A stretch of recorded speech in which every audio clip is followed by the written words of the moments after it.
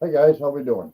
Hey, just a quick message here. I'm gonna be playing around with some stuff here real quick to bring it all in. Add my banner, break up the comments, the invite button, copy.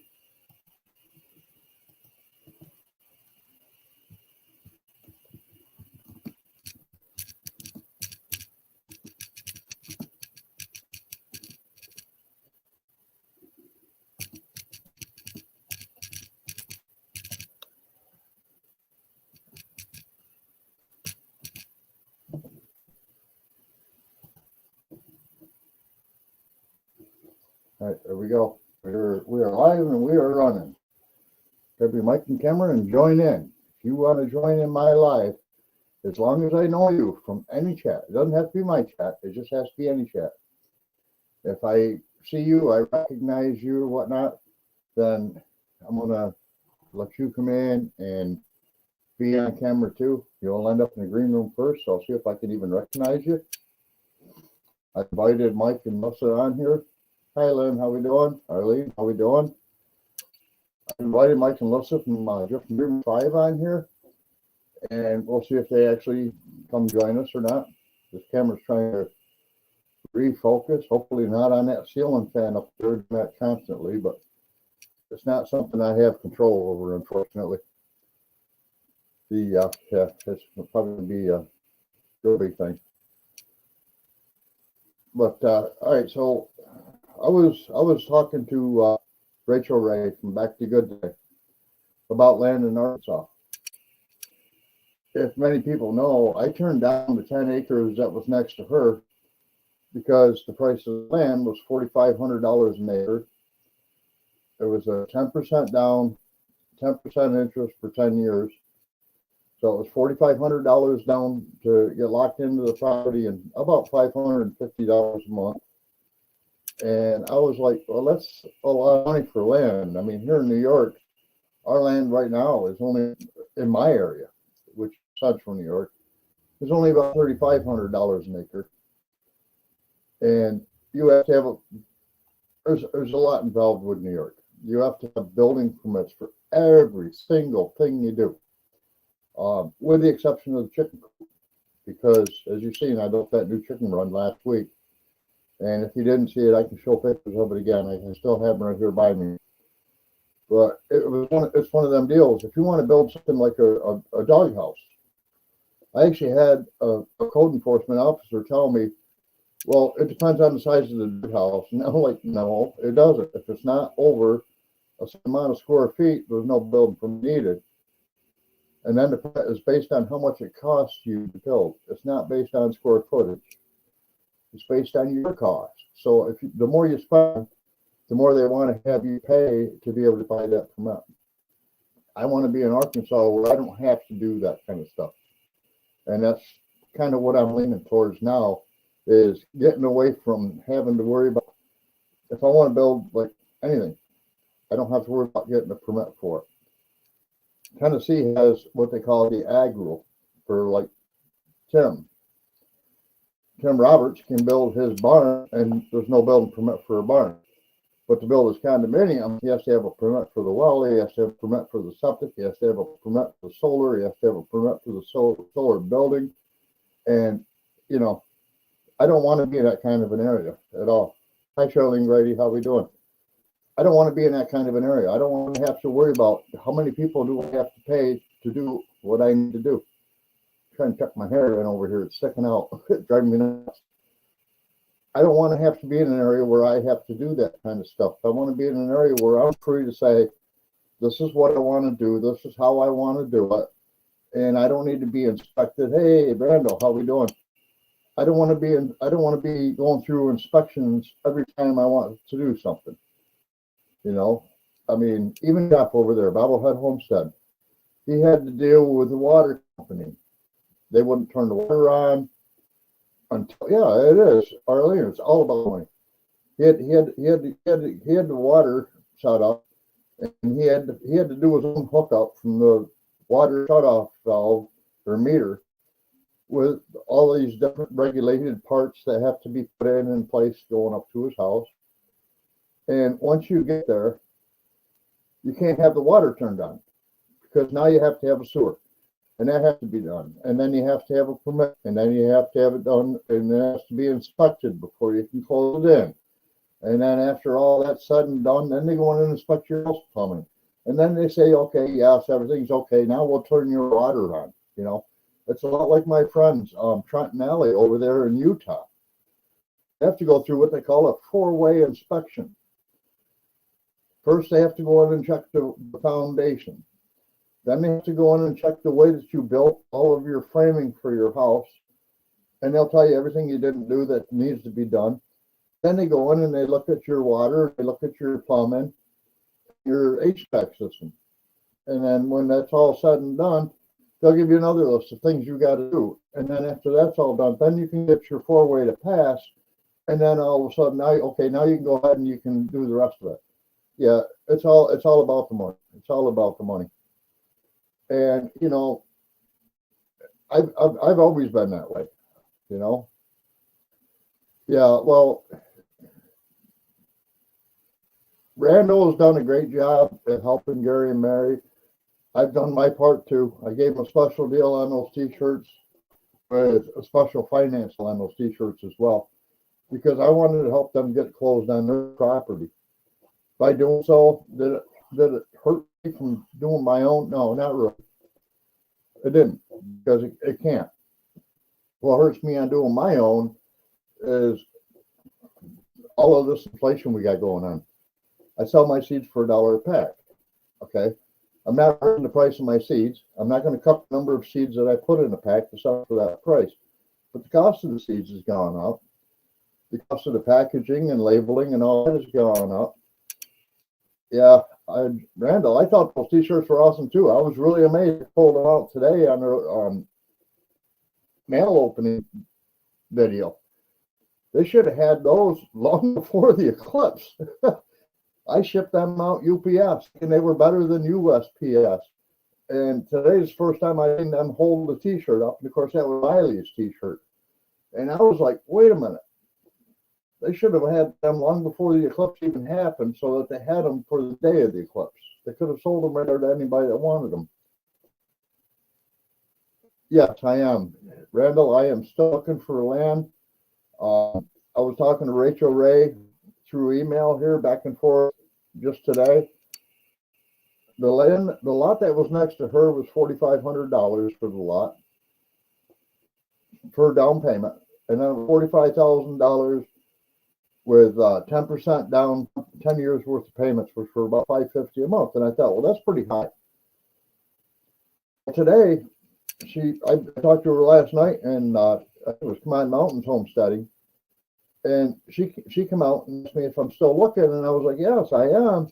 And she says, well, did Mark tell you about this other property? And I was like, no. So she sent me the email that Mark sent her. That property almost $9,000 an acre. It was outrageous. And I was like, Rachel, there's no land on earth valued at that high of a dollar.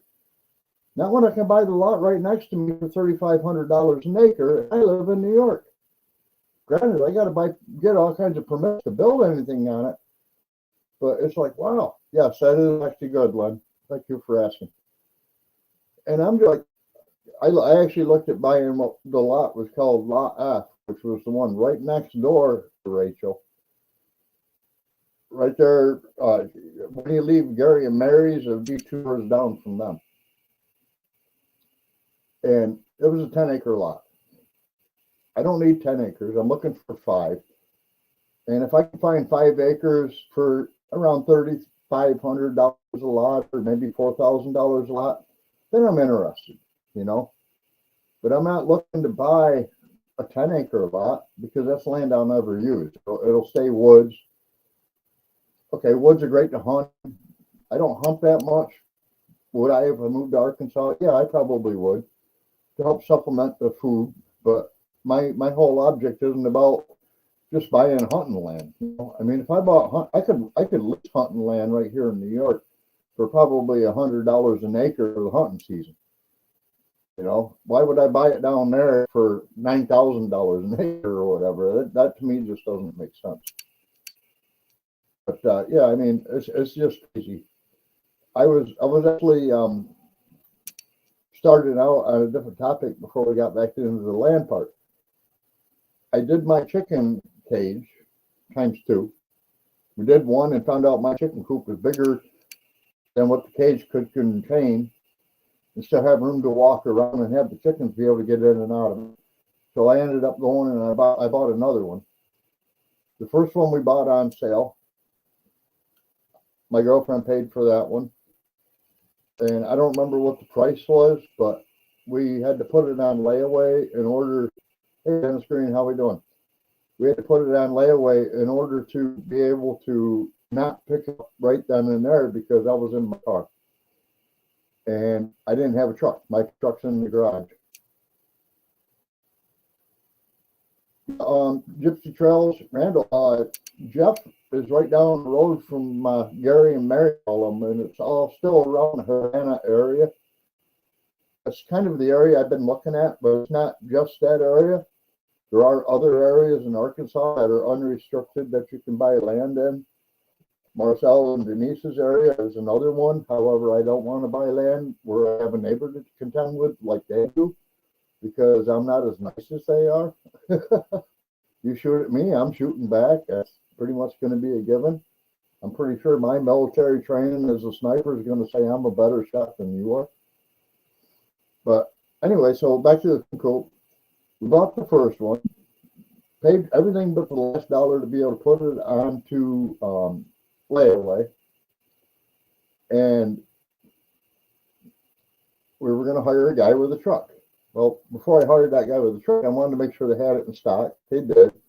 So we set it up as a layaway, and we left there, and we went to Walmart, and I ran into the guy with the truck, and I was like, oh, man, I was just coming over to your house when I got back home today and talked to you about hiring you to go over and pick this chicken coop up. And he's like, well, we're almost all done shopping. How are you doing? I said, I'm all done. I ran into you. That saves me the trip to your house. It's only a mile down the road, but it saves me a trip to your house. He says, well, we're getting ready to leave right now. You're going to Central Tractor? He says, or Tractor Supply. He says, we'll meet you at Tractor Supply. We'll load it on the truck right now. We're right here. And I was like, all right, let's go. And so we met him there, and I went in and paid the last dollar. We went out, we loaded it on the truck, we brought it home. And when we got back here, I had the truck driver and his wife and my employee the next day come in, and we set it all up. Hey, Melvin Downey, how we doing? And that was when I realized that I built my chicken coop rather large. You know, it's not built for a whole lot of chickens, but it was built rather large. It's got two platforms on the sides for maybe like egg laying boxes or whatnot. And then it's got a room for a roost inside of it and all that. And then a ramp coming out of it to go up. And the problem with that is with the room for the water and feeder and all that stuff inside that coop, and room for them to be able to go in and roost and lay eggs and everything, it just turned out to be a really big coop. And when we finished the first one, it was like, yeah, this isn't going to work. There's a panel I can remove so the chickens can get out of my coop and go out into the run, but you had to remove that panel off the run area to get it to go out there, to go out the run, and still have room to walk all the way around the coop. And that was, that ain't gonna work. And I was like, man, if I can buy another one, we just built it exactly the opposite of what we just built, that would be awesome. So I came in, I called Tractor Supply. Yes, they had one available, and I was like, okay, good, we're all set. And we went down that afternoon, we bought another one. The next morning, we all came back, and we all met together again, and we all built the second one. The second one was a lot faster and a lot easier than the first one. And once that was done, then I went in, and I got the ramp set up. I put in an automatic door, so dusk, the door closes, dawn, the door rises. That took a little bit of refinagling because when I built my coop, I didn't have one of those in hand. Tasha Lynn, I don't really know. It could be Time Warner. I'm not real sure. I'm not sure. I know the video going in and out, that's the camera trying to refocus. I'm not sure what it's trying to refocus, and I'm hoping it's not that ceiling fan. It doesn't do it on every revolution, so I don't know. It's just one of the things, I guess. So we got the second one set up. I went in, I got the coop all cleaned out from the last batch of birds that we had. I put down new wood chips, got the door set up. I had to reframe the door in because, like I say, I didn't have the door when I got it. I reframed the whole door in and everything. I cleaned the chicken coop out. I got all new wood shavings down. And once all that was down, I went through and I grabbed the old water and the old feeder, and I had to wash them really good today because they were really dirty. I actually was shooting to get the birds out yesterday, but I just couldn't fathom it because of the weather we got come through. And so I got everything all cleaned up and got it all refilled today, got it all ready to start moving the chickens out. And then I looked at the weather report and I was like, not tonight. Not tonight. Natasha, right now, our weather temperature right here where I'm at right now is about 45 degrees. But by 4 o'clock in the morning, they're talking it's supposed to drop to about 30 degrees. And then start warming back up tomorrow, maybe to mid 45, drop back again down tomorrow night, and then go back up again. And that's why I want to move my chickens, because that cold weather would be great if I had a heater set up in the coop, but I had to turn it back into a brooder heater, and now I have to clean it because, when you set it up as a brooder heater, all the big ones get up on top and they poop on it, and then they drag their food up there with them and the water and everything, and they spill it all over, pee on it or whatnot. So I got to go through and I got to scrape it all off and wash it all back up and do all that again. And it's going to be a pain. It's going to be a real pain. So I'll probably work on that tomorrow. I do have the coop ready for them to go in. They got their water, they got their food, things ready to go.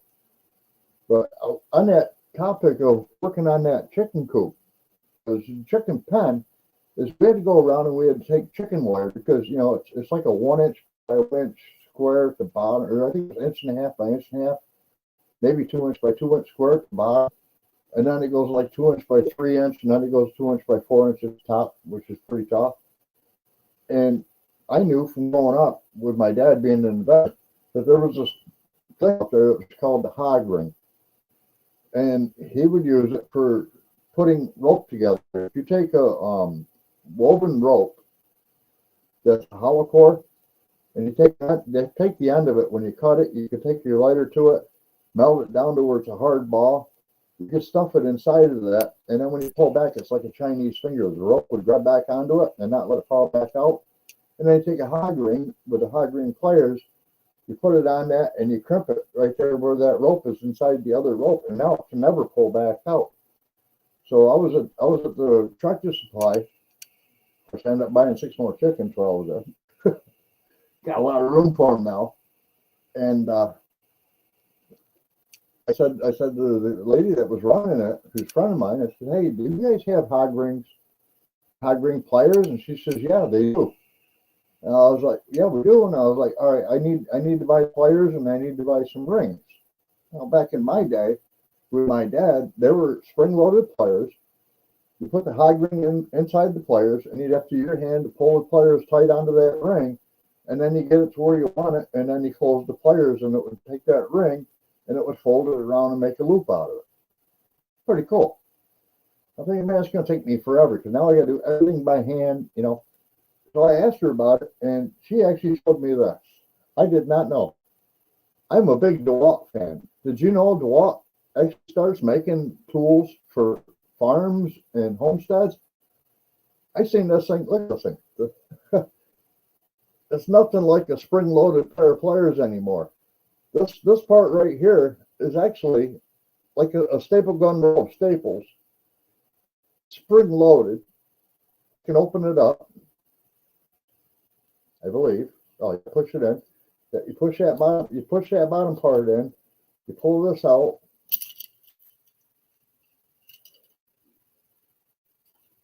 And your hog rings come out looking like a roll of staples. Well, I'm not on the camera. There we go. It's like a roll of staples. I dropped one on the floor. That's right. I'll find it. Hopefully before I come back out here. And then you just close it back up like you would a regular staple gun. And it keeps them smoking. Well, that didn't work out well. Don't push the button when you're trying to demonstrate something, dude. Hold it back up.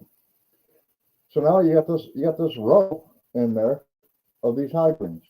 To give a demonstration of how well this thing works. And that's cool. I mean, each one of those rows of these high green clips is probably 30 to 40 maybe high greens on it. But let's say there's two pieces of fencing right here, like your regular hog fence. You just take the plier over it, you squeeze the trigger, and there's your hog ring. Now you have two pieces of fences attached to each other. You know what I'm saying? I would take two hog fences and put two hog fences together, and that's why they call it hog ring pliers and hog ring clips. And now I'll have to find my dikes, cut these two apart, but that's okay. These are my half-ass Homestsead bottle openers, so it's not a problem for me. I can give two away as fast as I can give one away.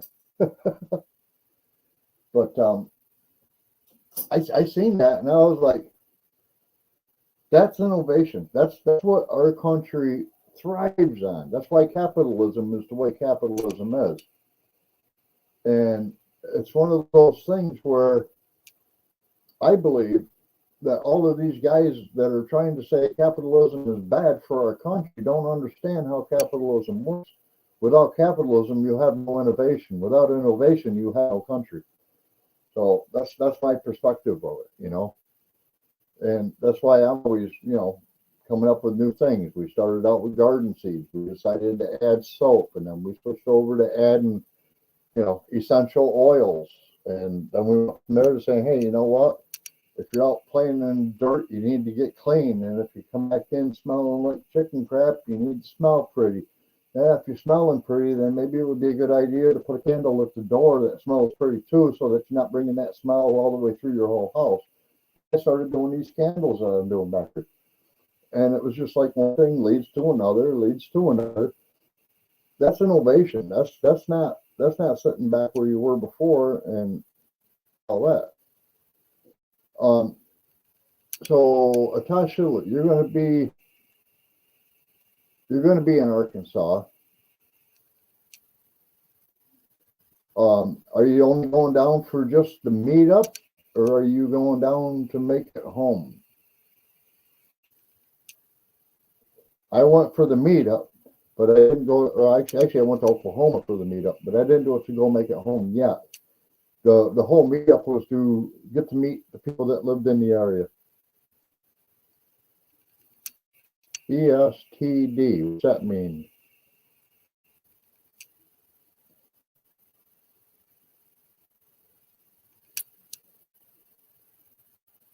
What's ESTD stand for, Natasha?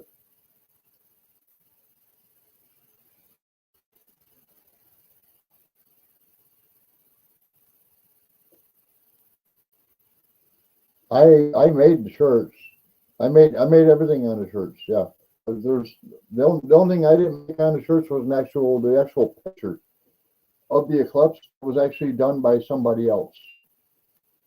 But I do all the printing on the shirts, and that's done with sublimation printing. It's not screen printing or any of that. The sublimation, much like the one I've got on right here. This is the shirt I do for my own company. The print on this shirt, you can peel it, you can roll it, you can stretch it, you can do whatever you want. It'll be in this shirt for the life of the shirt because it dyes the fabric of the shirt rather than put on top of it. That don't necessarily become part of the fiber of the shirt. They're super soft. You can't tell any print on the shirt at all. Like I do put vinyl on shirts. What is ESTD? I didn't know that. Actually, I just grabbed the best eclipse picture I could find and told Gary and Mary we need to do something to change the picture so that it's no longer a copyright picture. If you want words to it, I can add words. We can do whatever you want. They actually thought maybe they wanted their logo inside of it. And my thought on that was, yeah, no, that's not going to be good. I couldn't take their logo and put it inside the eclipse. I mean, I could. Like, no reason why I couldn't put their picture inside of the eclipse, but it would take away the effect of the eclipse, and it would almost say that now you're taking this guy's copyright photo and made it into part of your logo, and that wouldn't be good for them. That would not be good for them.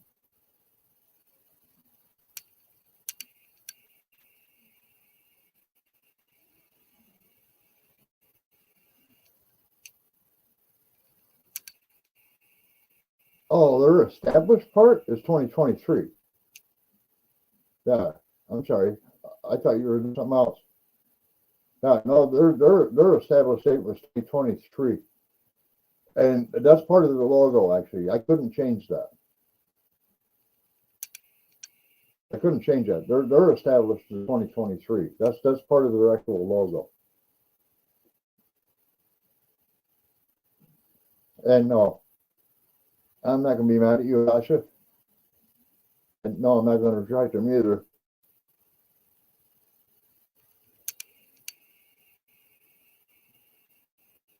But I don't know.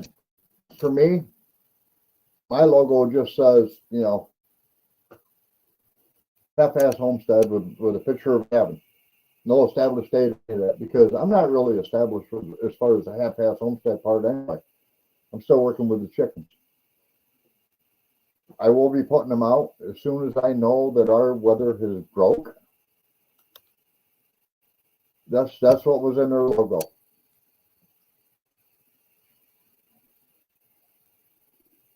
That's what they put in their logo, and I couldn't change that part of their logo.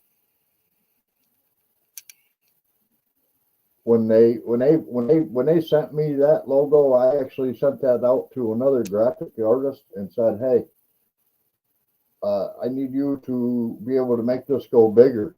I want it to be able to fit an 8.5 by 11 sheet of paper, because they want it for the back of the shirt, and I only have one big enough for the front. And if I blow it up, theirs was like two different colors of blue, and if I blew it up, it would be pixelated, so like a light blue, the color of the shirt a dark blue, and it just looked like that. And I was like, guys, I'm not even gonna charge you for this part. I'm just gonna reach out, and I found a different artist, and I said, can you redraw this and make a piece of paper that I need to go on to fit the back of the shirt? Because that was number one for me. We want wide sheet in the front of the shirt, so I was like, all right, we'll just go wide sheet on the back of the shirt. That way, there's a little tab sticking out of the circle, and life goes on. I actually have a lot of people at my disposal for doing that kind of stuff. Actually, for doing all kinds of stuff, but that was the big one. No, I have not decided on my land. I would like to, but I really like the one next door to Rachel Ray. That's good, and I kind of was reaching for that one. But with today's economy right now, and my need to meet payroll all the time, I just couldn't do it.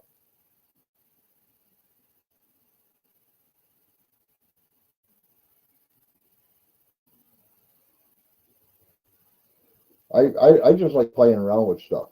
I mean, in my print shop, I have a sign that just says, "Create stuff, drink coffee, and sleep." And that's kind of my model.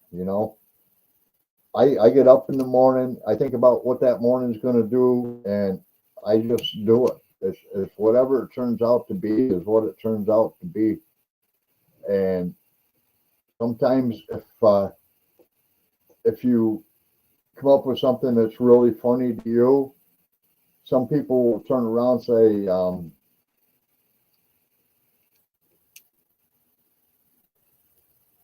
Len, yeah, I mean, that's kind of what I'm on. Len and I have talked. Len and I were on a live one night that lasted almost 5 hours. We've talked. And we talk on Facebook as well. But yeah, and if anybody wants to reach out to me, I'm on Facebook as well under Dave Moffat. Same picture without the hat. Pretty sure you'll find me. Um, I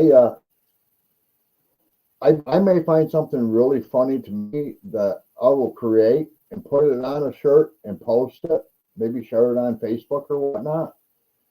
And I find out other people say, no, you might find that really funny. You might find that hilarious, but I find that very offensive.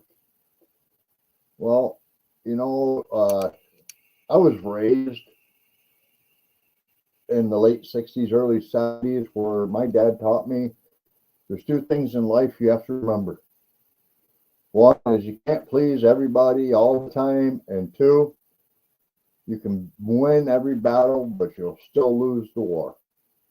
And that's why I go back to the thing with wanting to go to Arkansas. My dad was a code enforcement officer for the city of Cortland. I live in Cortland County. He was the code enforcement officer for the city of Cortland.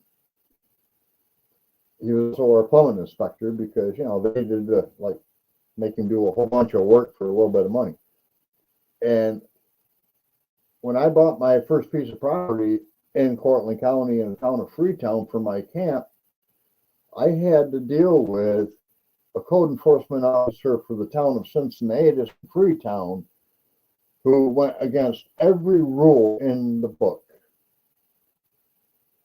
And when it becomes you're breaking every rule in the book, me being the guy I am, I brought my dad to court with me, and I had my dad go up on stage and let them know, I'm a code enforcement officer for the city.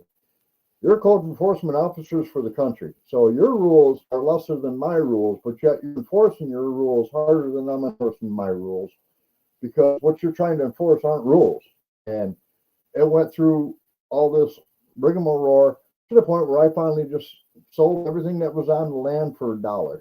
Hey, Bowen, how we doing? Hey, good luck on that new channel, Bowen, by the way. You can feel happy to light up your mic and your camera and join in if you want and tell people about your new channel. I have no problem with that at all. I know you. We talked before. The link is at the top just because it probably isn't still there. Let's see if I can post it again here. There you go, brother. There's the link. You're more than welcome to join in.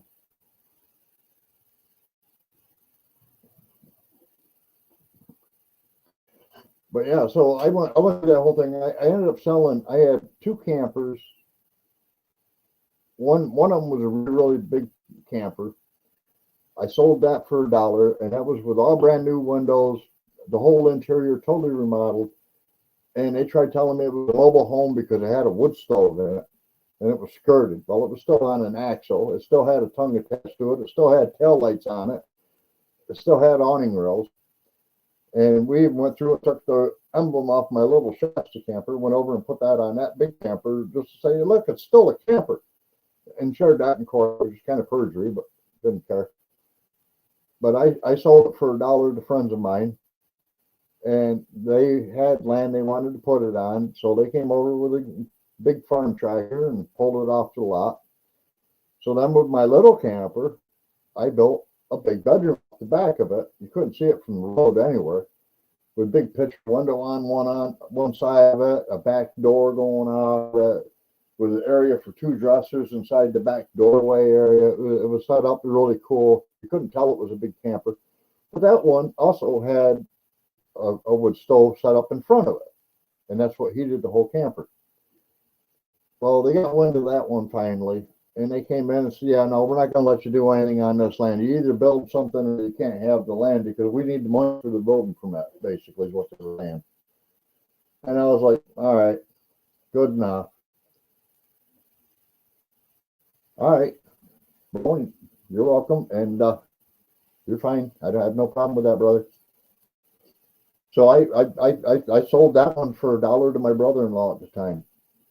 Look, this back bedroom would make a nice cabin on your mountain up there where you guys live and stuff. They're a different county and they can just take it up there and set it on their land and nobody will even know it's there and there's no building permits needed or whatnot.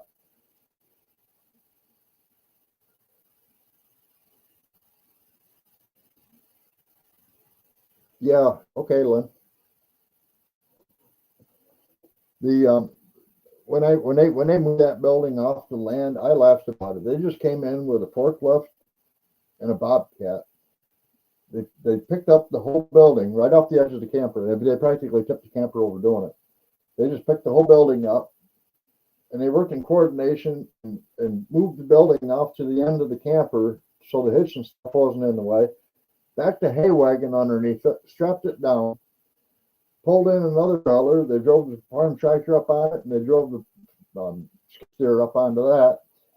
And they drove it up to the top of the Skies Mountain, and then they went through the same way. They picked it up, they drove the trailer up from underneath it, and then they were talking on radios, and they moved it over to where he wanted it, and they set it down, and they got it all leveled out.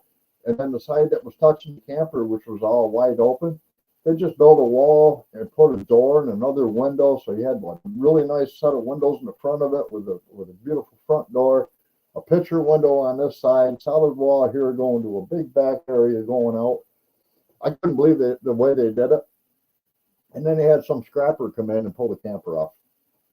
They made him pay him like $20 for the camper or something like that. They got the whole building for $1.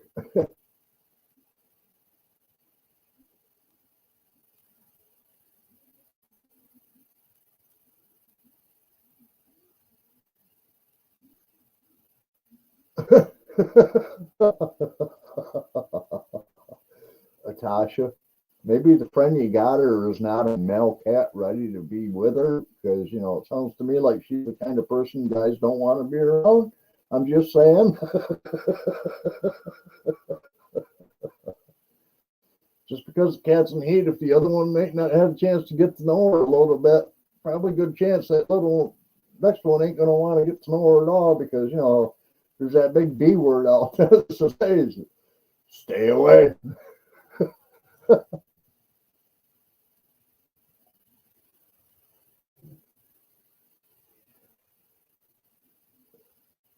All right. Get a YouTube short. I'm pretty sure that people would love it. I'm sure. I have a cat, so don't bring her to me.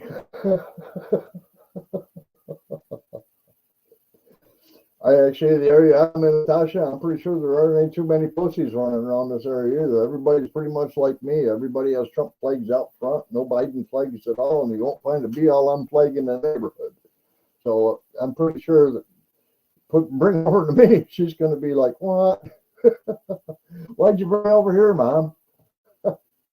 Might be better off just opening the back door and letting her out. Let her go find somebody and play with them, and she'll come back when she's time to do, Bring back in 10, 12 kittens with her. Yeah, Lynn, she's in heat. Well, guys, I'm going to cut this one short tonight. I have been up all day planning on moving these chickens, and now that I know that the weather's not going to cooperate, I'm not going to be moving my chicken. And I'm just going to be calling this one a short one because, I've been all day either working on chicken coop, getting everything ready to go, or watching videos, playing catch up. And Mike and Lissa, they Tasha, I'm on your side. I'm just now helping you with your bad pussy. Mike and Lissa tried to do their premiere last night, and they didn't make it happen, and they did it today, so I watched it today. And hey, Louis, the reason why they didn't do it last night, I believe, was because it just took up so much time. It was almost 2 hours long. Not that it was bad. I watched every minute of it. I enjoyed it. I actually brought a couple of people that were working for me today in and had them watch the tail end of it with to see what they were doing as far as being able to put the 2 dogs in 2 separate pens in an area that would be forever, Mike went above and beyond on that.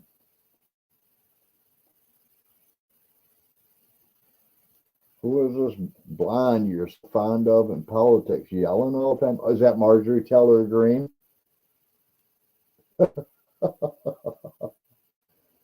Little short Marjorie Taylor Greene wears a pistol on her side. It could be her. Yeah, it might be the one I'm fond of in politics. Okay, Shrek isn't Hillary Clinton. But guys, I'm gonna call this one short. You know, there's a couple more videos I seen on the lineup that I still want to try to catch up with because I missed a lot of them this week doing different things. And tomorrow I still got to get my brooder heater cleaned back up so I can get that back out into the coop because I don't know how long this cold weather is going to hold up. But I do need to get these chickens out and in the coop. So I'm gonna call this one early. You guys all have a good weekend and good luck at Tasha. And anybody that knows me, we're going to be here again next week, same time, same place. Don't be afraid to leave a comment, put a like there, and I'll see you guys all next week. Everybody have a good day. Catch you later.